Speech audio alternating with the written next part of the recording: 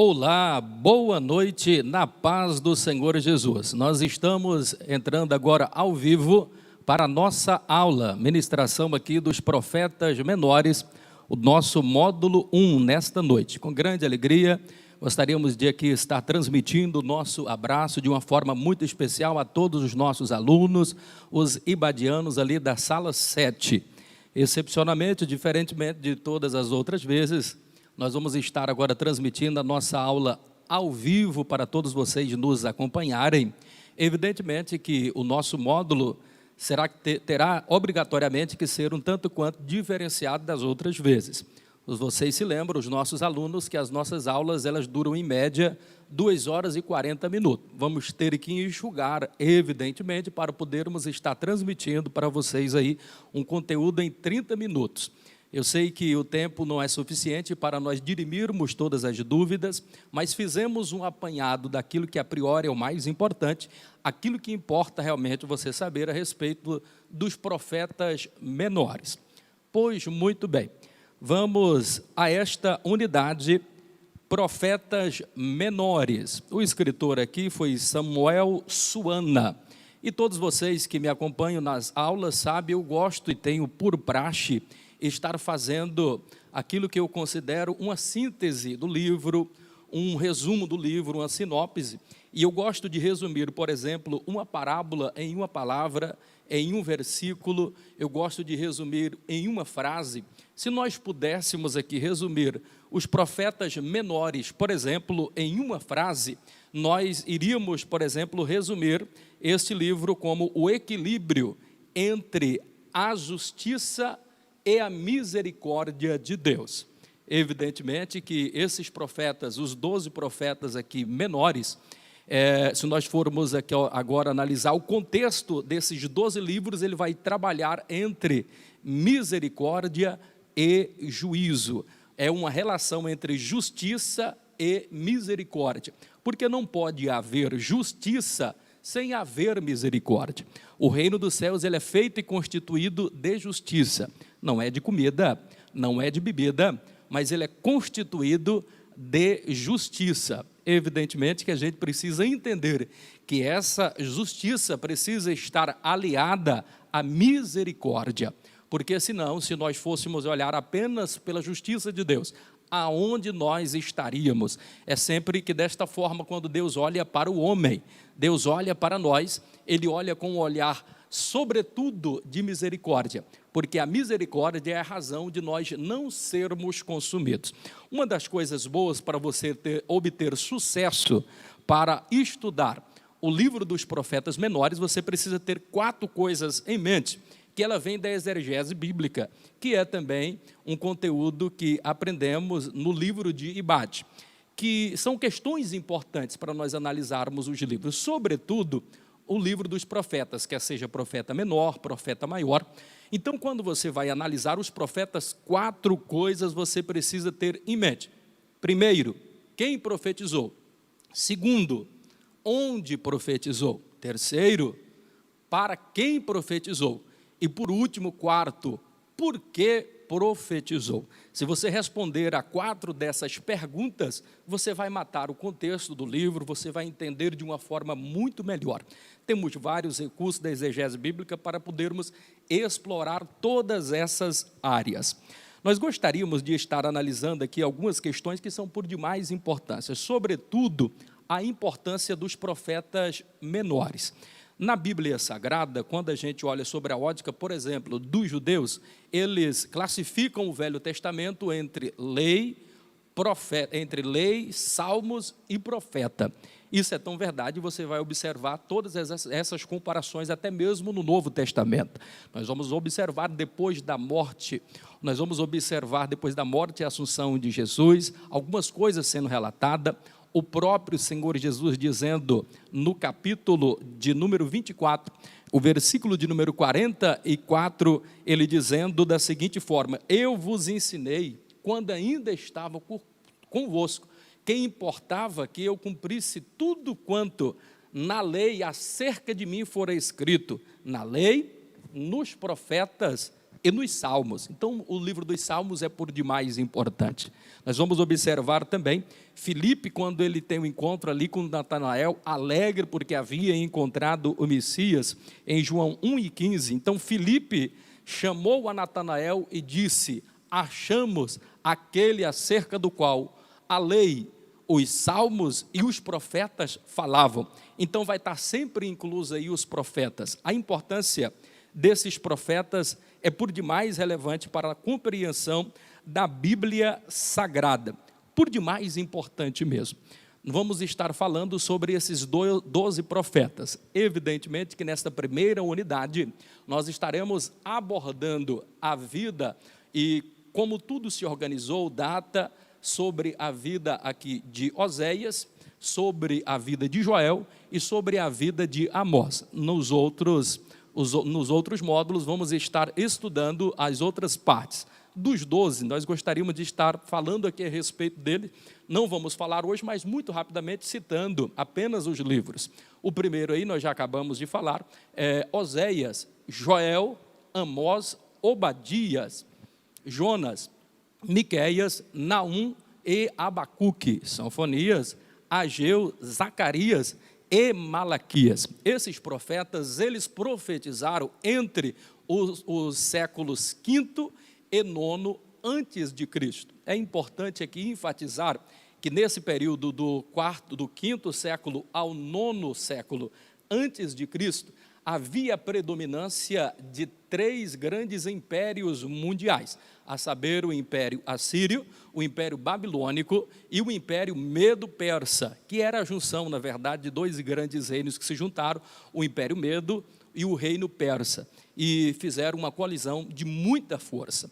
Esses profetas, evidentemente, todos na sua época, nós precisamos analisar que uns profetizaram para o Reino do Norte e outros profetizaram para o Reino do Sul. É importante também você entender e você compreender, e tenha muita calma nessa hora, quando você fizer essa divisão, para entender para qual tribo ou para qual reino esses profetas estavam aqui profetizando. Por exemplo, alguns profetas profetizaram no Reino do Norte, e todos eles começaram a profetizar logo após aí, quando é terminado o reino ali de Salomão, vai começar o reinado ali de Jeroboão. Então, quando há a divisão do reino do norte e o reino do sul. O reino do norte, composto pelas 11 tribos de Israel, cuja capital era Samaria, e o reino do sul, que era Judá, que tinha a sua capital tida ali como Jerusalém. Pois bem, meus amados, vamos agora para o estudo aqui da unidade 1.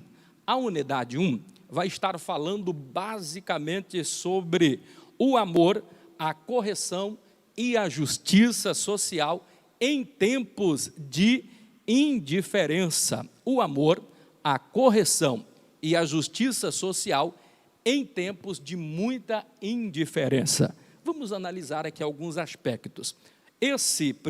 Nessa primeira unidade, ela vai estar falando aqui sobre esse amor. Quem vai falar sobre esse amor? É exatamente o livro de Oséias. Joel vai estar falando sobre a correção. E a justiça social, Amós vai se deter falando a respeito disso. Em uma breve análise aqui sobre essas questões aqui, é importante nós entendermos que quando essa mensagem trazida agora por Oséias, que ele vai se referir ao amor, é importante por demais a gente entender essa questão. A mensagem de Oséias, ela vai estar falando sobre o amor de Deus para a humanidade. E a razão de toda a existência se resume nisso. O amor, porque sem amor nada vale a pena. João 3,16 diz: porque Deus amou o mundo de tal maneira, Ele enviou seu Filho unigênito para que todo aquele que nele crê não pereça, mas que tenha a vida eterna. Percebam que essa união ela é muito importante. O livro de Oséias, que vai estar exatamente falando a respeito do amor, a mensagem do amor, nós vamos observar que esse amor ele vai começar entre a união de um homem e de uma mulher. E essa mulher era indigna, era uma mulher prostituta e tudo mais. E Deus fez com que Oséias casasse-se com esta mulher, ela tivesse 3 filhos, ela adulterou e seguidamente Oséias a perdoou evidentemente, que caracteriza ali um relacionamento entre Deus e a nação de Israel, entre Deus e a igreja não permanecendo fiel, a igreja pecando, a igreja errando, e Deus sempre nos perdoando.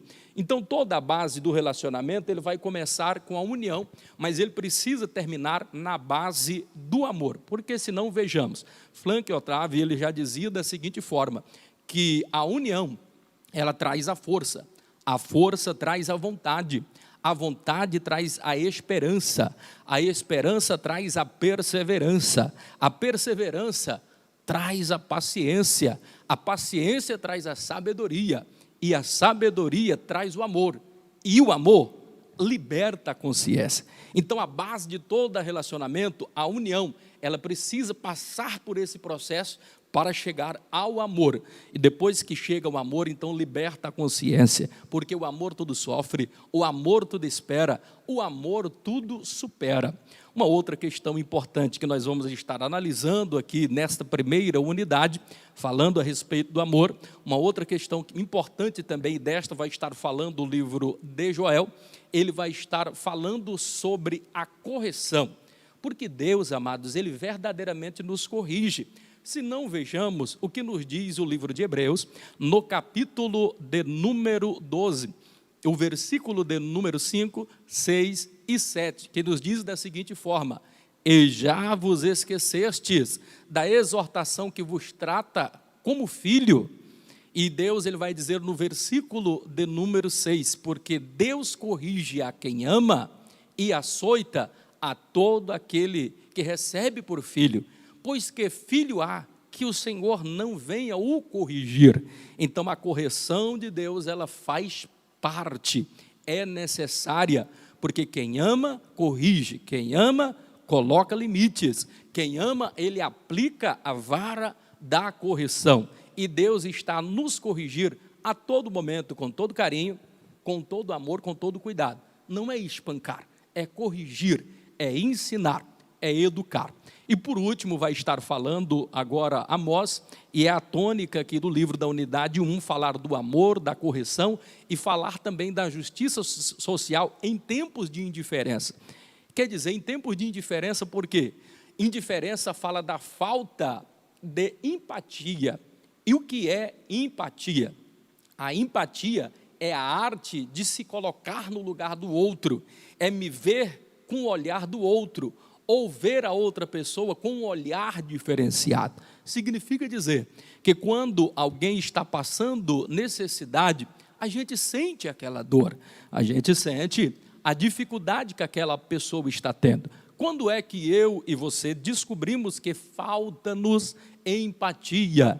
Quando nós vemos um irmão passar necessidade, quando nós vemos uma pessoa atribulada por alguma situação e essa pessoa chorando, triste, cabisbaixo, a lamentar e a chorar, coração partido, parece que está tudo destruído na vida dele, e aquilo não nos causa comoção, aquilo não nos causa um profundo sentimento de dor, quando nós não sentimos nada ao relato de um irmão a respeito de alguma dificuldade que ele está passando, e isto significa dizer que falta-nos empatia, e a empatia, ela é por demais importante, ela é uma característica peculiar que deva ter todo o cidadão do reino do céu. Percebam, meus amados e queridos irmãos, neste breve resumo aqui, onde nós falamos que Oséias ele vai trazer esta mensagem do amor. Joel já vai trazer uma mensagem que é a mensagem do juízo divino. E nós vamos observar que Oséias ele traz esta mensagem a respeito da justiça social. A mensagem a respeito da justiça social. É por demais relevante, importante você entender e compreender a respeito dessa questão. Deixa eu me ater aqui bem rapidamente aqui no livro de Oséias, que ele vai estar falando sobre essa questão do amor. Vamos observar muito atentamente. Esse homem, agora ordenado por Deus, casa-se com a mulher. Essa mulher era uma prostituta, perceba, era uma mulher prostituta, o nome dela era Gomer. Deus ordena que este profeta, Oséias, case-se com essa mulher. E ele era obediente à voz do Senhor, porque o profeta, essa é uma das características de um verdadeiro profeta, ser obediente à mensagem que Deus o entregou. E ele precisa entregar a mensagem, ele precisa obedecer o que Deus manda ele fazer, sem questionar, sem duvidar, sem nenhuma sombra de dúvida. Então perceba, esse homem agora casa-se com esta mulher, e ela tem 3 filhos, que ele tem dúvidas que esse filho é dele, e na verdade não dá para ter essa certeza, como de fato também não é. E o interessante é que ele perdoa essa mulher uma vez, ele perdoa essa mulher 2 vezes, ele perdoa uma 3ª vez. Perceba que seguidamente esse homem está perdoando, e Deus manda ele perdoar esta mulher, e mesmo ela repetidamente, e parece inclusive a alguma análise do texto que não se percebe um arrependimento genuíno por parte de Gomer, mas ainda assim, este homem continua perdoando. Nós não vamos estar falando porque a brevidade do tempo é muito grande, mas para cada um dos filhos, Deus estabelece e manda colocar o nome, que significava um juízo de Deus sobre a nação de Israel. Agora perceba, Deus ele quer nos dar aqui uma atenção nesse livro aqui muito importante, do livro de Oséias, ele está querendo nos trazer algo à reflexão.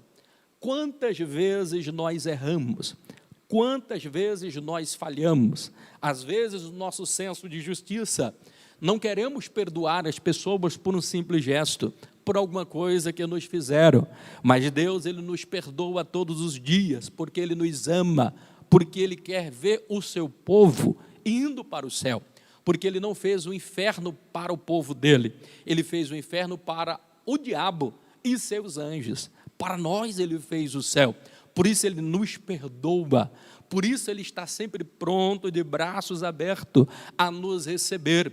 Ainda que essa mulher adulterando, ainda que a igreja adulterando sistematicamente, esse Deus continua nos amando, esse Deus continua nos perdoando, para a glória e honra do nome santo dEle.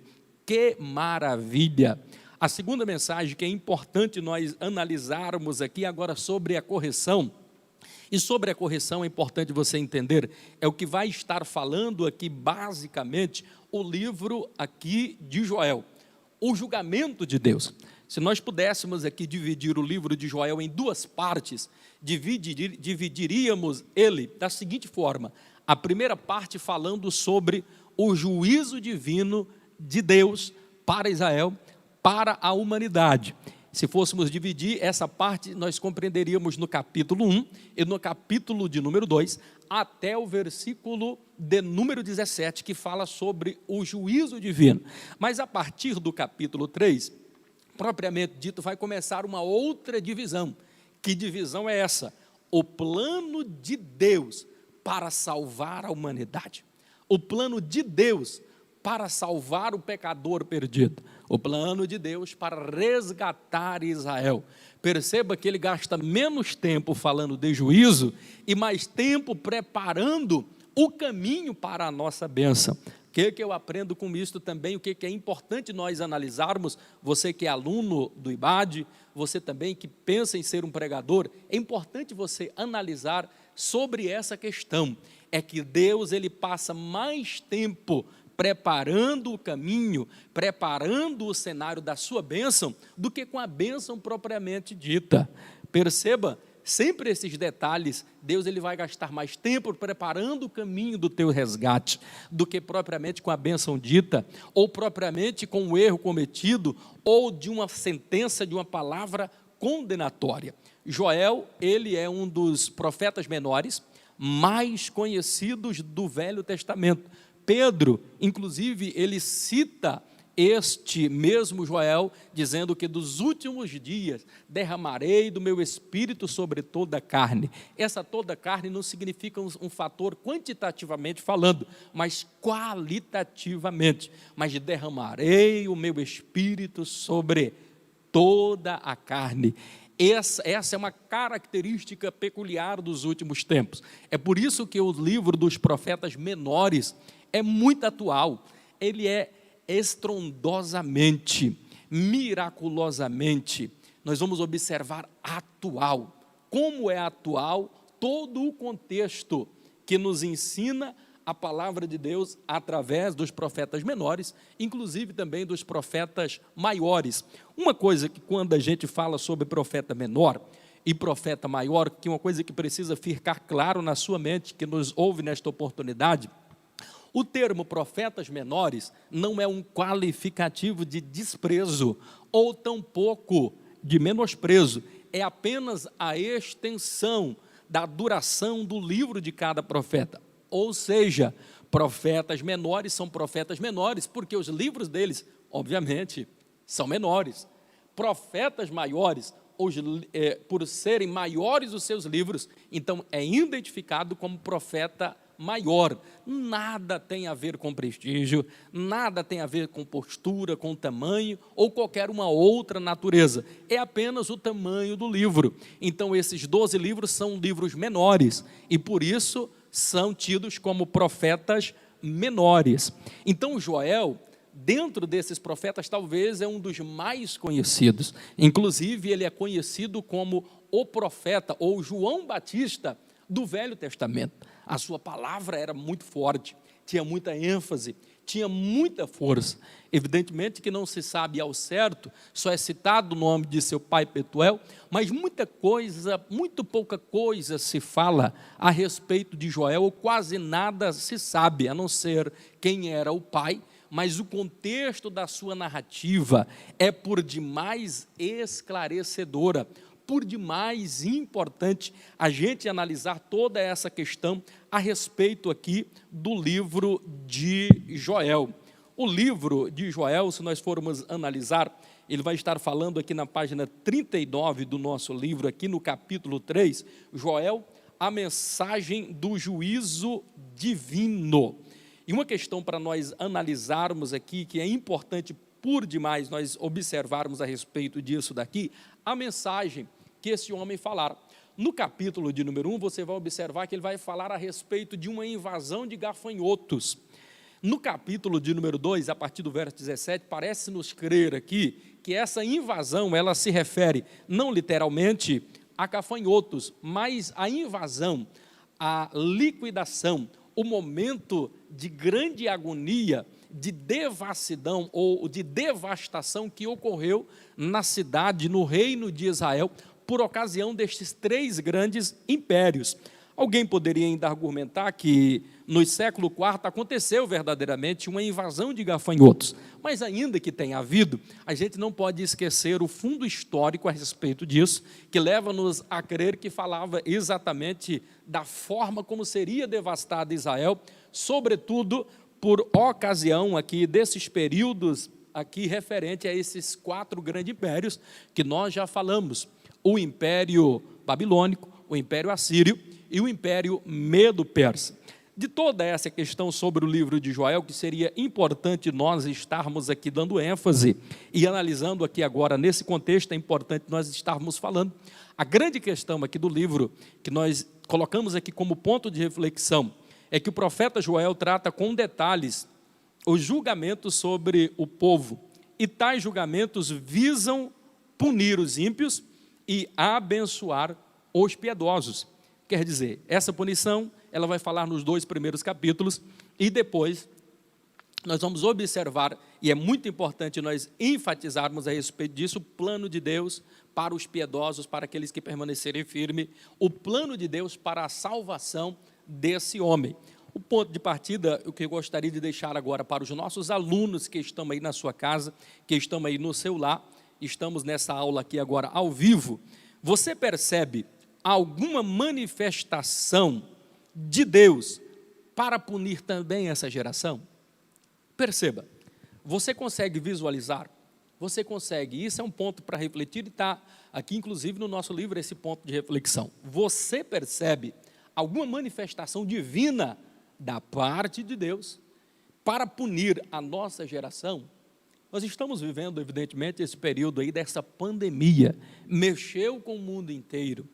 Alguns entendem, e nós temos base bíblica também para afirmar que isso são, na verdade, princípio de dores, coisas que verdadeiramente aconteceriam, que são coisas do tempo do fim. Mas uma coisa que a gente precisa ter um pensamento positivo é que praga alguma chegará à nossa tenda. Quando a gente olha para o livro ali de Salmos, no capítulo, Salmo de número 91. Mas essa questão de nenhuma praga chegará à nossa tenda, não nos impede de algum de nós sermos infectados por essa questão do coronavírus. Mas a gente precisa entender e compreender também que Deus está no controle, independente de qualquer situação. Deus, Ele é nosso socorro bem presente na hora da angústia. Então não há motivo para nós nos desesperarmos. Será que isso também não é uma punição de Deus? Por algumas coisas, algumas mazelas da sociedade, algumas mazelas que nós temos visto o mundo que está caminhando para a bancarrota. Então são coisas para nós refletirmos, coisas para nós analisarmos. Uma outra coisa muito importante que eu gostaria de estar analisando agora, e por último, já caminhando aqui para o fechamento, aqui falando agora sobre o livro de Amós. Amós, ele foi retirado por detrás das malhadas. Amós, ele era um homem que na verdade não fora criado na escola de profeta. Ele não nasceu para ser profeta, ele cuidava de boi. Como ele próprio diz no seu livro, no capítulo 7, e no verso de número 14, ele vai dizer que ele saiu de trás das malhadas. Deus o tirou de lá para trazer uma importante mensagem. O importante vocês analisarmos aqui que o livro de Joel ele vai estar falando sobre a justiça social e a indiferença que a nação de Israel estava tratando. Havia uma separação entre ricos e pobres muito grande, uma injustiça social como nunca dantes visto ou presenciado. E Deus levanta agora esse homem da pequena cidade de Tecoa para profetizar contra a nação de Israel, contra a aristocracia de Israel que estava vivendo de forma dissoluta. Deus levanta agora esse homem. O profeta Oséias, se nós formos observar o tempo, por que é que Deus entregou aquela mensagem? O contexto, o pano de fundo em que estava vivendo a nação de Israel. Lembra que eu falei que alguns profetizaram para o reino do sul, outros profetizaram para o reino do norte. Esse homem aqui especificamente, Oséias, mesmo ele tendo nascido no reino do sul, Judá, cuja a sua capital era Jerusalém, Deus o envia para a outra parte, para profetizar ali ao reino do norte, cuja capital era Samaria. E ele vai denunciar pelo menos 4 grandes problemas que a nação de Israel estava vivendo. Você, ao analisar o livro, você vai observar que a nação estava vivendo 4 períodos muito difíceis, que é abordado aqui pelo livro de Amós. Amós ele vai denunciar um problema que estava acontecendo, que era o problema econômico. Qual era a situação econômica de Israel naquela época? O interessante é que Israel estava vivendo um dos tempos áureos, e Jeroboão havia expandido significativamente o seu reino. Ele havia se estabelecido de tal forma que o reino vivia um período de grande prosperidade como tal nunca antes visto. O reino estava próspero. A grande aristocracia tinha muito dinheiro e por causa da questão financeira está muito boa, eles estavam efusivamente alegres e felizes. Então a situação econômica aqui de Israel, da grande aristocracia, era imensa, vivia momentos de vacas gordas, muitas coisas para se alegrar. Mas também o profeta agora ele vai denunciar um outro problema, que era a situação social do povo. Perceba, tem um grande contraste aqui, ao passo que a grande aristocracia, os que tinham e detinham o poder financeiro, os grandes latifundiários, os grandes homens de terra, as pessoas que estavam acima no poder naquela época, eles pegavam o dinheiro e não deixavam que esse dinheiro chegasse à ponta, quer dizer, a população ficava mal servida. Jamais havia tanta miséria como estava havendo naquele período, um período de grande miséria. A nação estava próspera, a nação tinha muito dinheiro, mas eles estavam ainda assim oprimindo o pobre, colocando grandes impostos. Será que não vemos alguma situação no sistema político mundial nos últimos dias? Essa é a situação de quase todas as nações. Nós observamos que nesse período, e é denunciado agora pelo profeta Amós, que o povo estava perecendo. Ainda que a nação estivesse rica, havia uma indiferença, e essa indiferença, esta falta de empatia que nós já falamos, causava um grande abismo social, de tal forma que os pobres ficavam mais pobres e os ricos cada vez mais ricos. A segunda ou a terceira situação aqui abordada e denunciada por Oséias no seu livro aqui, ele vai estar falando agora sobre a situação espiritual. E a situação espiritual aqui estava muito séria. Por que estava séria? O culto a Deus Jeová havia sido corrompido, de tal forma que havia aglutinado, trazido para o culto, para a adoração no culto, coisas que eram utilizadas pelos cultos pagãos.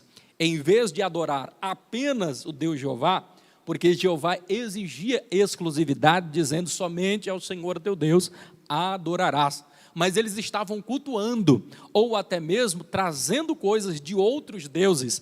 Em vez de adorar a Deus Jeová, estavam adorando a Dagon, a Astarotes, a deuses de outras nações. E Deus estava ficando severamente bravo, irado com esse tipo de coisa. É por isso que ele vai trazer agora esse imperativo. Perceba que dos três grandes imperativos bíblicos, o primeiro que é a morte, o segundo que é o novo nascimento, e o terceiro que vai tratar especificamente do encontro com Deus, quando nós vamos encontrar com Deus para prestação de conta. Esse é o terceiro grande imperativo da Bíblia, e esse terceiro grande imperativo é o imperativo tratado aqui, inclusive agora, pelo livro de Amós. O encontro com Deus, por isso que diz assim no capítulo 4, prepara-te, ó Israel, para encontrares com o Senhor teu Deus. Quer dizer, ele estava falando desse grande imperativo. Um dia nós haveremos de prestar conta de todas essas coisas. Israel estava vivendo um período negro, obscuro da sua história, e Deus estava reprimindo severamente o seu povo. A quarta e por última situação aqui abordada era sobre a situação moral. Como é que estava a situação moral do povo vivenciando esse período aqui? Ora, a nação de Israel, a grande aristocracia com o dinheiro, a justiça social não existia, porque não havia divisão do dinheiro.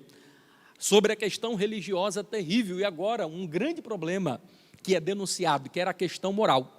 Chega ao ponto de Amós dizer e chamar as mulheres de vaca de Bazã. O que é isto, vaca de Bazã? Quando a gente vai olhar, por que é que Deus chama vaca de Bazã? A gente precisa entender que as vacas de Bazã, elas ficavam nas montanhas de Golã, Monte Hermon, uma parte, uma grande colina luxuriante, verdes paisagens, pastagens lindas, maravilhosas. Entenda que as vacas mais bonitas do mundo se encontravam ali nas colinas de Golã, nas colinas ali de Bazã. Por isso que é chamada as vacas de Bazã, eram as mais bonitas. Inclusive todos os concursos agropecuários que existiam naquela época, nós vamos observar que em grande parte, ou todos os concursos eram vencidos pelas vacas de Bazã, das colinas de Golã. Percebam que as que não participavam de concurso, as carnes mais caras e mais preciosas vendidas nos reinos, na grande aristocracia, que era consumida pelos grandes reinos, vinham dessa região. E o que nós aprendemos aqui? Deus não está elogiando as mulheres por causa disso. Havia um pano de fundo. Por que é que ele fazia essa denúncia com relação às mulheres? É porque as mulheres estavam vivendo em devassidão. Elas estavam subjugando os homens, mandavam nos homens de uma forma muito sistemática. E não obstante a isso, viviam a vida de um culto ao corpo. Era como que se Deus estivesse dizendo: olha, vocês estão participando de um concurso de beleza. O que é esse concurso de beleza? É o culto ao corpo. Será que nós não vemos também isso nos nossos dias? Um culto ao corpo. Uma questão muito evidente das pessoas estarem cultuando ao corpo, adorando a própria imagem. Então as mulheres se achavam lindas, gastavam fortunas com cosméticos. Hoje também mulheres gastam fortuna, até mesmo homens, com os cosméticos, uma série de outras situações. Evidentemente que cada um de nós precisa cuidar do nosso corpo, precisa cuidar da nossa aparência, mas não podemos ser escravos disso. E ainda mais, essas mulheres estavam vivendo desta forma, oprimindo o povo. E Deus estava querendo dizer que o juízo estava chegando para elas, porque essas vacas que participavam destes concursos de beleza, para nada serviam, nem para comer as suas carnes, porque as mais bonitas que participavam dos concursos, elas tinham que ficar ali, não era consumida a sua carne, apenas morria, e ficava ali como um grande troféu. Quer dizer, não servia para nada, não servia para alimentar, não servia como alimento. Esse tipo de situação também, do culto ao corpo, para nada nos serve, não acrescenta, não nos alimenta. Existia um outro tipo de vaca de Bazã, aquelas que não participavam do concurso, mas que serviam a carne era extremamente saborosa. Entenda uma outra coisa, é que a carne ela não pode sobressair. Tem muitos de nós que, às vezes nem percebendo, mas essa nossa arrogância, a falta de humildade está nos inchando a tal ponto, porque aquelas que não eram escolhidas para participar de concurso, davam bastante comida, para o mais tempo hábil possível elas ficarem gordas, prontas para o abate. E o que Deus estava querendo dizer aqui nesse contexto? É que estas mulheres, este reino, estas pessoas deveriam se preparar-se para o encontro com Deus. Deus, ele vai prestar conta, como haverá também uma prestação de conta, um dia do juízo final, onde todos nós haveremos de prestar conta. Evidentemente que nós, a igreja, não, porque nós participaremos do tribunal de Cristo, é um outro período, mas haverá aquelas pessoas que passará pela segunda ressurreição, que encontrará esse juízo divino, encontrará esse acerto de conta, tudo que o homem ceifar, tudo que o homem que semear, ele também ceifará. Cuidado com a vida com que você leva. Nós observamos, e é importante nós analisarmos sobre essa questão, é que a vida ela é muito curta para ser pequena. Então entenda uma coisa, eu e você escolhemos ser honesto, porque no final do caminho existe um céu lindo e maravilhoso que eu e você não podemos perder. A mensagem desse encontro com Deus aqui de Amós, para nós entendermos esse contexto, é que nós devemos observar as nossas atitudes no tempo presente, para não sermos condenados lá no futuro, porque já se dizia, um pastor bastante conhecido, que as atitudes são determinantes. Por quê? As atitudes que nós tomamos na vida vai determinar o tipo de pessoa que eu sou, e o tipo de pessoa que eu sou vai determinar o meu estilo de vida. O Barão de Tereré, Aparício Torella, já dizia que a única coisa que nós levamos da vida é a vida que nós levamos. E que vida você está levando?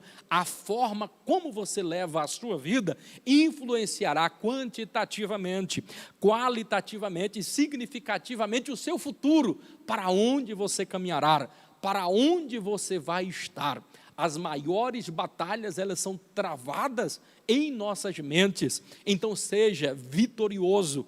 Prepare-se para encontrar com o Senhor, seu Deus, com as mãos cheias de bênção, cheias de grandes obras, com o coração e a alma cheia de fé.